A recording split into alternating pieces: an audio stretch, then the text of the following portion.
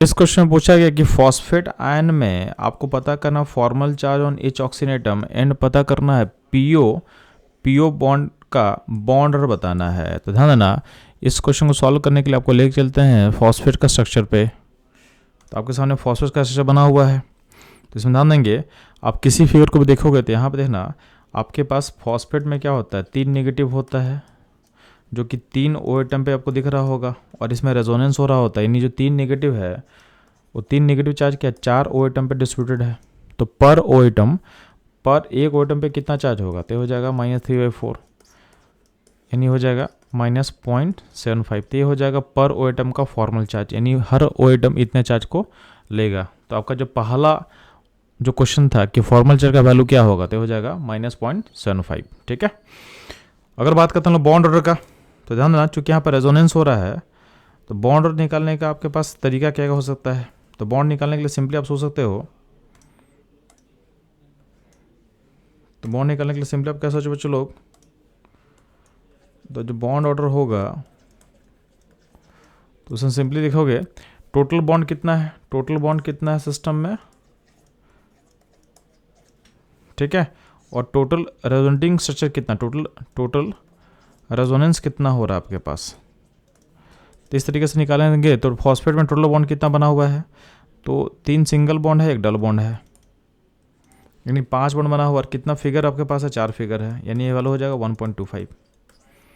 तो इस तरीके से आप बॉन्ड निकाल सकते हो। बॉन्ड निकालने का एक और तरीका हो सकता है, तो बॉन्ड निकालने का एक और तरीका क्या होगा,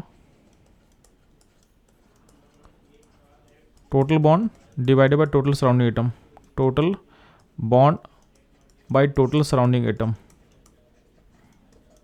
तो टोटल बॉन्ड कितना के पास है 5, और टोटल सराउंडिंग एटम कितना है 4, तो ये भी हो जाएगा 1.25। ठीक है। एक और तरीके से बॉन्ड निकाल सकते हो। आप क्या करो, इस रेजोनेटिंग फिगर्स में किसी एक बॉन्ड को मार्क कर लेते हैं। तो मान लेते हैं इस बॉन्ड को हम मार्क कर लेते हैं, इस बॉन्ड को जिसको मैं ब्लू कर से मैं दिखा रहा हूँ, तो ये बॉन्ड हम मार्क कर रहे हैं। इसी बॉन्ड को हम हर फिगर में मार्क कर दे रहे हैं, हर फिगर में। तो हर फिगर में अगर मार्क करोगे इस बॉन्ड को, तो ये जो पीओ बॉन्ड है जो मैंने मार्क किया हुआ है, उसमें एक बार डबल बॉन्ड बन रहा है, बाकी टाइम क्या हो रहा है, सिंगल बॉन्ड बन रहा है। यानी 4 फिगर में से एक फिगर में डबल बॉन्ड बना, बाकी में क्या आ रहा है, सिंगल बॉन्ड बन रहा है। तो बॉन्ड ऑर्डर बेसिकली क्या है कि बॉन्ड के आने का प्रोबेबिलिटी कितना है। तो सिंपल सा बात है, इसमें देखोगे तो सिंगल बॉन्ड हर फिगर में है, तो सिंगल बॉन्ड अगर हर फिगर में होगा तो सिंगल बॉन्ड यानी सिग्मा बॉन्ड के आने का चांस क्या होगा 100%, यानी उसका प्रोबेबिलिटी क्या होगा 1 होगा। तो सिंगल बॉन्ड के आने का प्रोबेबिलिटी क्या होगा 1 होगा, क्योंकि हर फिगर में यानी हर जगह जो बॉन्ड मैंने मार्क किया हुआ है उसमें सिंगल बॉन्ड क्या हुआ है, बना हुआ है। अगर बात करते हैं पाई बॉन्ड, यानी जो पाई बॉन्ड है तो 4 फिगर में बस एक बार आ रहा है, बस यहाँ पे आ रहा है और कहीं नहीं आ रहा है। तो पाई बॉन्ड के आने का प्रोबेबिलिटी कितना होगा 1/4, यानी सिग्मा बॉन्ड आने का प्रोबेबिलिटी 1, पाई बॉन्ड आने का प्रोबेबिलिटी क्या होगा 1/4। तो इसको सम कर दो, तो बॉन्ड ऑर्डर का वैल्यू कितना हो जाएगा 1.25। तो आपके सामने मैंने 3 तरीके से बॉन्ड निकालना आपको सिखा दिया। तो जो भी तरीका आपके लिए सूटेबल हो उसको आप फॉलो कर सकते हो।